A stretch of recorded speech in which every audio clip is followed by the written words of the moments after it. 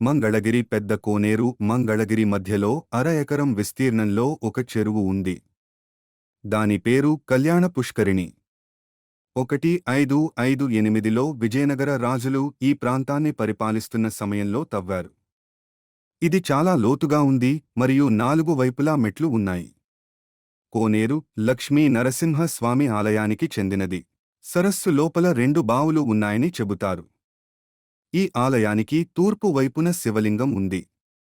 1832లో మంగళగిరిలో కరువు ఏర్పడినప్పుడు సరస్సు ఖాళీ అయింది మరియు పిండారీలకు చెందిన 9840 తుపాకులు మరియు 44 బుల్లెట్లు కనుగొనబడ్డాయి. 1883లో గార్డన్ మెకంజీ కృష్ణా జిల్లా మాన్యువల్లో సరస్సు లోపల ఒక బంగారు గుడి ఉందని ప్రజలు చెప్పుకునేవారు. 19వ శతాబ్దంలో శ్రీ మారెళ్ల సీనయ్య దాసు సరస్సులోని ఆంజనేయ స్వామి ఆలయాన్ని అభివృద్ధి చేసి 2 ఎకరాల భూమిని దానం చేశారు.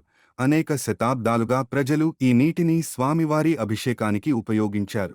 1996లో మంగళగిరి ఆఫీసర్స్ క్లబ్ మేజర్ చారి మరియు ఆంధ్రా బ్యాంక్ మేనేజర్ శ్రీ కేశవరెడ్డి నిర్వహణలో దీనిని అభివృద్ధి చేయడానికి ప్రయత్నించారు.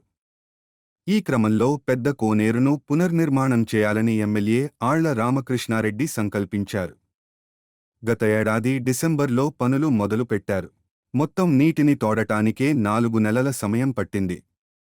నీళ్లు తగ్గిపోతున్న కొద్దీ అనేక నిర్మాణాలు బయటపడ్డాయి. కోనేరు పడమర గోడపై ఆంజనేయ స్వామి దేవాలయం మొదట బయటపడింది. ఆ తర్వాత ఈశాన్య మూలలో 2 శివలింగాలు బయటపడ్డాయి.